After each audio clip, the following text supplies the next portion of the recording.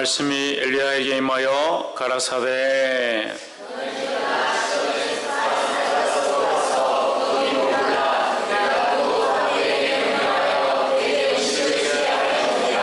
저가 일어나 사르밧으로 가서 성문에 이를 때에 한 과부가 그곳에서 나무가지를 줍는지라. 이에 불러 가로되 청컨대 그릇에 물을 조금 가져다가 나로 마시게 하라.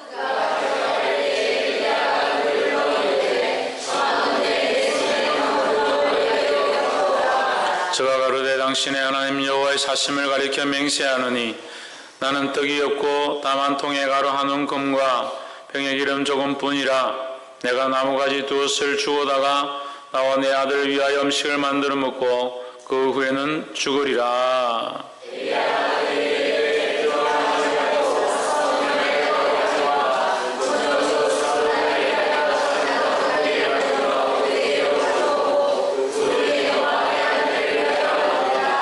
이스라엘 하나님 여호와의 말씀이 나 여호와가 비를 지면에 내리는 날까지 그 통의 가루는 다하지 아니하고 그 병의 기름은 없어지지 아니하리라 하셨느니라.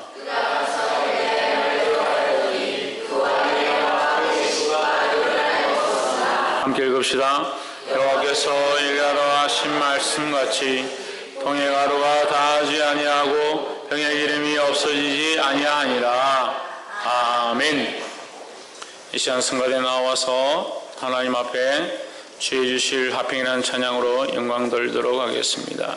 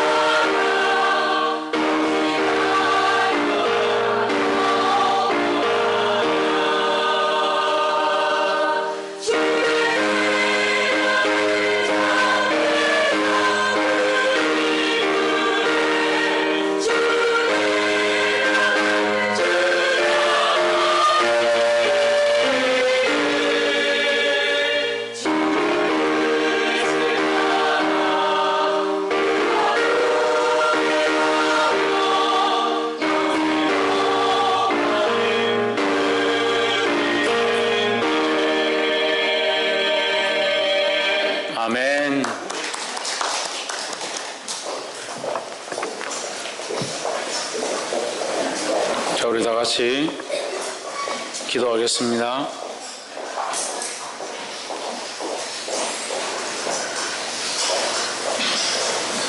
살아 역사하신 하나님, 주의 이름을 찬양합니다. 하나님 살아계시거늘 우리가 죽어가는 것들을 용서하시고 이제 살아나 주의 영광을 바라보며 하나님 기뻐하신 온전한 예배를 드릴 수 있도록 우리를 붙잡아 주시옵소서. 악한 것들 가운데 배역한 생각 가운데 휩쓸리지 아니하게 하시고 세상과 타협하지 아니하도록 우리를 가르쳐 주시옵소서. 주님이 오실 때에 믿음을 보겠느냐 하신 대로 믿음이 없는 세대를 보니 하나님의 마음을 깨닫습니다. 주님 붙잡아 주시옵소서. 자로나 오로나 치우치며 넘어지지 않게 하시고 하나님의 한 온전한 열정과 믿음을 가지기에 부족함이 없도록 성령님 간섭하여 주시옵소서. 오늘 이 말씀이 우리를 가르치며 깨우칠 줄 믿사옵고 살아계신 예수 그리스도 이름으로 기도합나이다. 아멘. 할렐루야. 우리 옆에 상인사를 사랑합니다. 축복합니다. 할렐루야. 예, 오늘 교회 분위기가 굉장히 안 좋은 것 같습니다. 말씀의 제목 한번 읽읍시다. 시작. 남은 것을 내어드리자. 교회 분위기가 왜 안 좋으냐? 교회 분위기가 안 좋은 것은 교회 전체적인 분위기가 안 좋은 것이 아니라 우리 각자가 하나님 앞에 온전히 바라보고 서 있지 못하기 때문이다라는 거예요. 따라합시다. 내가 교회다. 내가 예수 그리스도를 머리로 하고 있으면, 내가 예수 그리스도를 섬기고 있으면, 내가 예수 그리스도를 믿고 있으면 내가 교회다 하는 거예요. 교회에 된 자가 교회 역할을 못하면 분위기가 안 좋은 겁니다. 교회된 자의 역할을 감당하시기를 주의 이름으로 축복합니다. 예수님 오실 때 뭘 보길 원하느냐? 얼마나 예쁘게 꾸몄냐? 얼마나 키가 크냐? 얼마나 잘 살았냐? 돈을 많이 벌었냐? 그런 것을 보시는 게 아니다 하는 거예요. 예수님의 기준은 믿음이 있느냐? 믿음이 없는 세대들아, 너에게 언제까지 내가 너희와 함께 있어야 하느냐? 내가 올 때, 인자가 올 때 믿음을 보겠느냐? 우리가 하나님 앞에 볼 게 뭐가 있냐는 거예요. 돈을 많이 벌었습니다. 자식들을 잘 키웠습니다. 그렇지 않다는 거예요. 주님 앞에 볼 수 있는 것은 믿음밖에 없다는 겁니다. 믿음으로 살아가고, 믿음으로 자식을 양육하고, 믿음으로 주를 바라보고, 할렐루야. 믿음으로 살아 하나님의 기쁘시게 하기를 주의 이름으로 축복합니다. 오늘 본문 말씀은 열왕기상 17장 말씀에 있는 사르밧 가부에 대한 얘기입니다. 하나님께서 이스라엘 땅 가운데 심판하셔서 하나님을 섬기지 않고 우상을 섬기는 그 이세벨의 유혹 때문에 이스라엘 나라 전체가 우상 앞에 무릎 꿇고 바알신을 섬기게 되었습니다. 그렇게 된 그 땅을 하나님께서 저주하시고 3년 반 동안 비가 오지 않도록 했습니다. 그 흉년이 드니까 먹을 것이 없는 겁니다. 이런 고난 가운데 가장 힘든 사람들은 가난한 사람들이겠죠. 그래서 17장 8절에 보면 여호와의 말씀이 엘리야에게 임하여 이르시되 9절에 너는 일어나 시돈에 속한 사르밧으로 가서 거기 유하라. 내가 그곳 가부에게 명하여 너를 공개하게 하였느니라 했습니다. 가부고 가난하고 또 이 사르밧은 이스라엘 땅도 아니다. 이방 땅이다. 이스라엘에게 천대받는 자들이 사는 곳이다. 이스라엘에게 천대받고 무시당하고 또 가부이고 가난한 중에 있다. 얼마나 가난하냐. 12절에 보면 저가 가로되 당신의 하나님 여호와의 사심을 가리켜 맹세하노니 나는 거짓말하지 않고 솔직히 얘기하는데 나는 떡이 없고 다만 통에 가루 한 움큼과 병에 기름 조금뿐이라.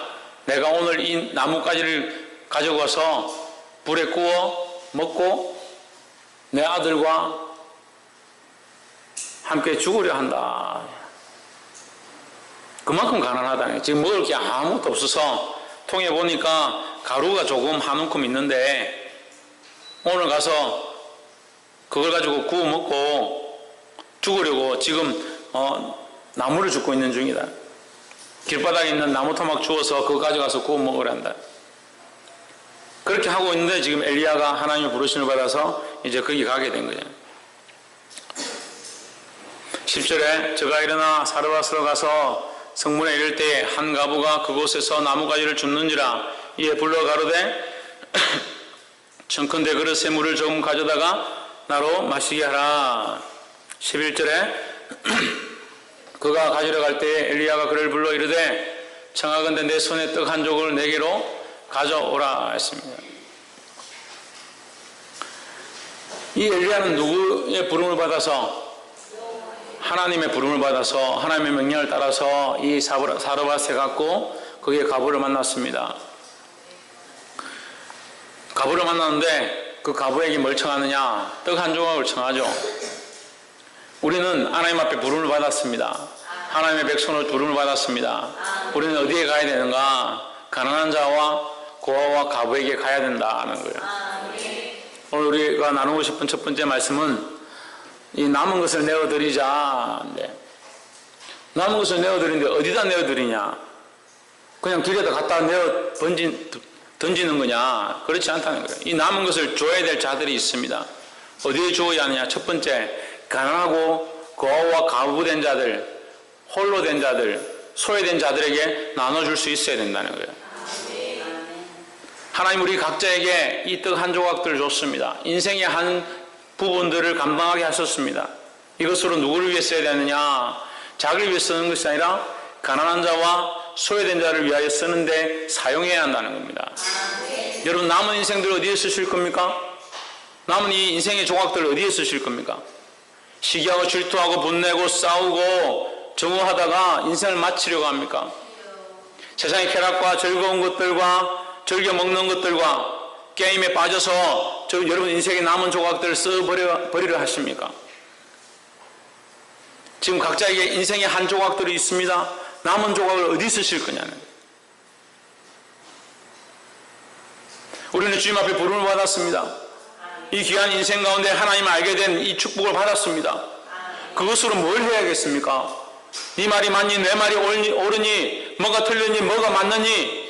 그것으로 날마다 싸우고 다투다가 하나님의 부르심에 대한 소명은 잊어버리고 복음을 위한 소명들을 잊어버리고 살지 않는가? 자기를 돌아보아야 합니다. 지금 이 시간 이 말씀을 듣는 자들은 각오하시길 바랍니다. 내가 이 복음을 위하여 남은 생들을 어떻게 살 것이며 이 하나님의 말씀을 위하여 내가 어떻게 걸어갈 것인가 결단하시기를 주의 이름으로 축복합니다. 말씀의 제목이 뭐라고요? 남은 조각들을 가지고 오십시오. 남은 것을 가져와서 어디에 쓰느냐? 어디에 쓰라고 했습니까? 할렐루야. 그래서 저는 너무 감사합니다. 우리 교회가 이렇게 예배 분위기 안 좋을 때도 있지만 말씀을 잘 들어서 이 부족한 사람이 이렇게 발음도 좋지 않고 인상도 좋지 않고 얼굴도 컴컴하고 그런데도 말씀을 잘 들어서 감사합니다. 말씀을 듣는 것만이 중요한 것이 아니라 깨달으십시오. 마음에 새기십시오. 실천하시길 바랍니다.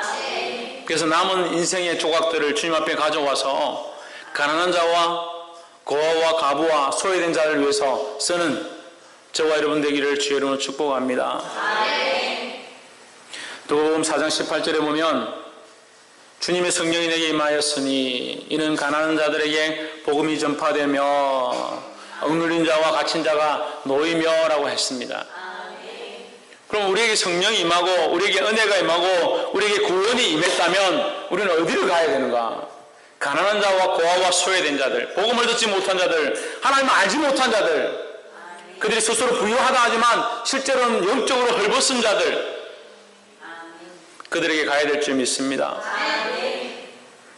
요한계시록 3장 17절에 그들이 부유하나 실상은 부유하다라고 주장하고 있으나 실상은 벗은 자다. 우리 안에 설마 그런 자들은 없겠죠? 부유한 것처럼 보이고 겉은 멀쩡한데 속은 벗은 것처럼 하나님 앞에 아무것도 걸치지 못한 그런 부끄러운 모습으로 살고 있지 않은가? 그런 사람은 없겠죠. 그럼 우리는 어디 가야 되는가? 부유하다라고 생각하지만 가난한 자들, 부유한 줄 알지만 하나님을 알지 못하는 자들, 세상 가운데 즐기며 잘 살아가고 있는 것처럼 보이지만 실상은 공허한 사람들, 그들 가운데 찾아가서 이 살아계신 하나님의 복음을 전하는 것이 우리의 사명이라는 거예요. 남은 인생의 이 떡 조각을 어디에 쓸 거냐는 거예요. 여전히 우리를 먹고 마시고 자기 인생을 사는데 쓰고 있습니까? 이 조각을 내어드리시기를 주의 이름으로 축복합니다. 두 번째는 가진 것을 주님 앞에 드려 믿음을 보이라는 것입니다. 뭘 보이라? 믿음을 보여라. 이 떡조각을 내어드리는 것, 남은 것을 가져오는 것은 뭘 보이는 거냐면 믿음을 보이는 것이다 하는 거예요. 우리가 이 복음을 들고 가난한 자에게 가야 하고 또한 우리에게 뭘 보이는 것이 있어야 되냐? 믿음을 보이는 것이 있어야 된다는 거예요. 많은 사람들이 결단을 합니다. 심지어는 큰 교회들이 교회를 더 크게 짓기 위해서 자기 집을 팔고 큰 집에 살다가 그걸 팔아서 작은 집으로 이사하고 자기 집을 팔아서 전세로 옮기고 전세 살던 사람은 그 전세를 빼서 월세로 살고 그래서 그 돈을 하나님 앞에 헌금이라고 성전을 짓는다고 바치는 모습들을 보았습니다. 과연 귀하죠? 우리 교회는 그런 사람들이 아무도 없지만 귀하죠? 교회 헌금 봉투에 만원짜리 하나 넣어서 넣는 것도 내는 것도 덜덜덜 떠는데 어떻게 집을 팔아서 하나님 앞에 드리겠습니까? 집을 팔아 하나님 앞에 드리십시오. 아멘. 아멘 못하네. 제가 테스트 해보는데 집을 팔아 하나님 앞에 드리십시오. 아멘. 전정민 집사님 집을 팔아 하나님 앞에 드리십시오. 전정환 집사님 집을 팔아 하나님 앞에 드리십시오. 예. 또 누가 있노? 집 있는 사람 정미수 집사님 집을 팔아 하나님 앞에 드리십시오. 예. 일단 못 이겨서 아멘 하고. 여러분 기억을 못 하시네. 기억을 못 하시네. 제가 분명히 말씀드렸어요. 집을 팔아서 교회에 가져오면 제가 안 받겠다 했습니다. 기억나십니까? 하나님 앞에 드려야 될 것들 드리면 됩니다. 아멘. 여러분 드려야 되는 게 집이 아닙니다. 아멘. 여러분 인생입니다. 여러분 인생. 아멘. 믿음 하나님 앞에 보여야지 누가 집을 달라 합니까? 누가 돈을 달라 합니까? 헌금을 얼마를 드리느냐가 중요한 것이 아니라 내가 하나님 앞에 올 때 드리는 것이 중요하다는 거예요. 아니 마음만 드리면 되죠. 목사님 네 재물이 있는 곳에 네 마음이 있다라고 하셨는데 말씀에 어떻게 한쪽만 항상 보고 한쪽 판단만 하냐는 거예요. 그러니까 생각이 어디로 갑니까? 편협한 생각으로 하는 거예요.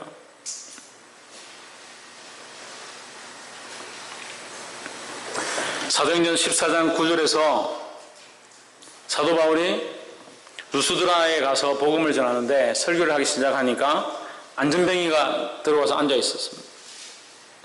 거기 뭐라고 기록하냐면 바울이 주목하여 보는데 그 안에 믿음이 있는가, 그를 구원할 만한 믿음이 있는가, 그것을 주목하여 보았다라고 했습니다.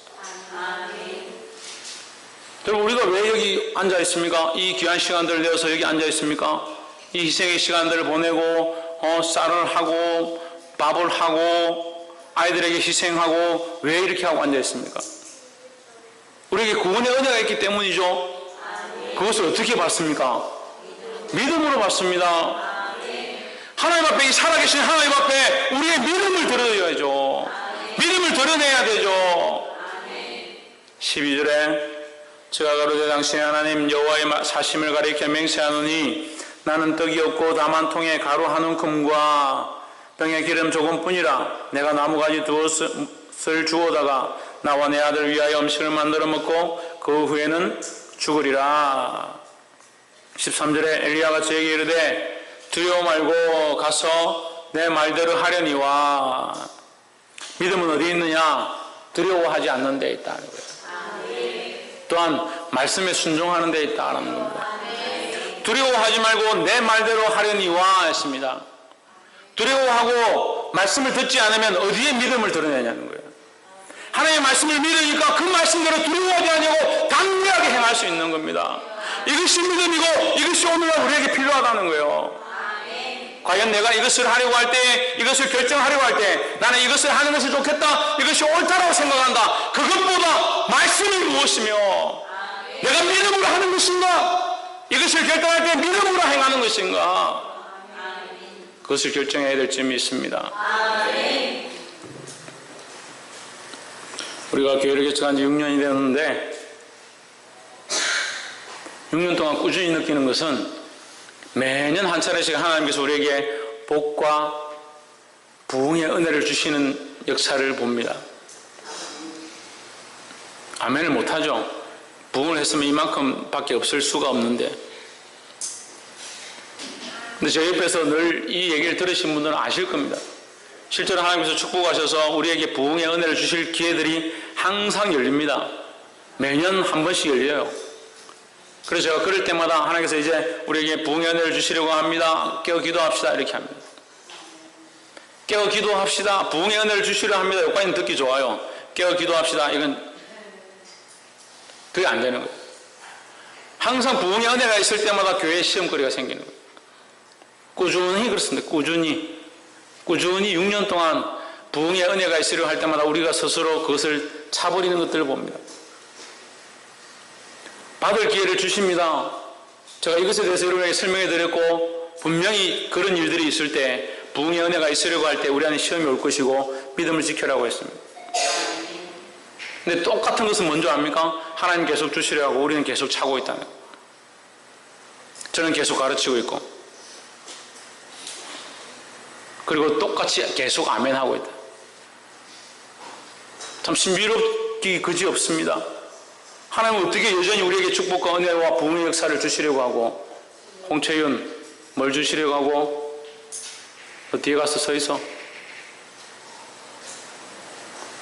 하나님 우리에게 뭘 주시려고 하고, 축복과 부흥의 은혜를 주시려고 하고, 우리는 여전히 뭐하고 있고, 그것을 발로 차고 있고, 저는 여러분에게 계속 그것이 아니다, 믿음을 지켜나라고 가르치고 있고, 근데 여러분 여전히 아멘하고 있고, 과연 뭐가 문제일까요?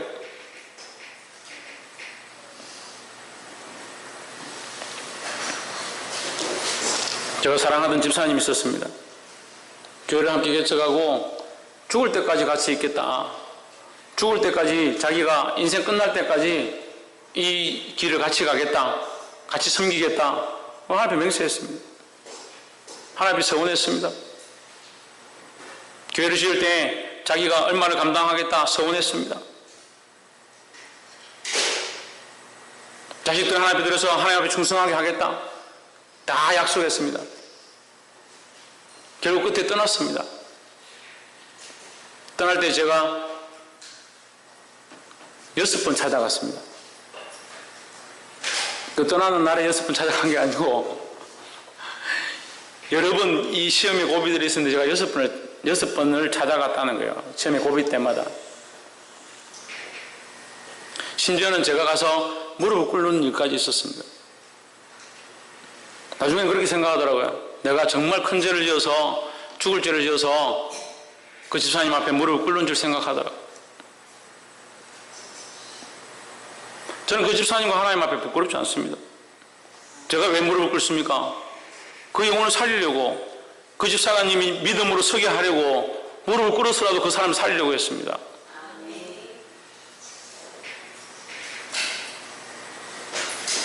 어떤 권사님과 장로님이 있었습니다. 지식과 말씀을 공부하는 것에 빠져서 지식을 찾아가려고, 새로운 신지식을 찾아가려고 울산으로 갔습니다. 교회에서 이단으로 판명되다시피 한 교회에 출석하고 있습니다. 떠날 때 제가 찾아가서 몇 번을 달렸습니다. 나가고 나서도 몇 번을 만났습니다. 눈물로 호소했습니다. 제가 하나님 앞에 죽을 죄를 지어서 그들에게 가서 눈물로 호소하고 나간 사람들까지 붙잡고 돌아오십시오 얘기했겠습니까?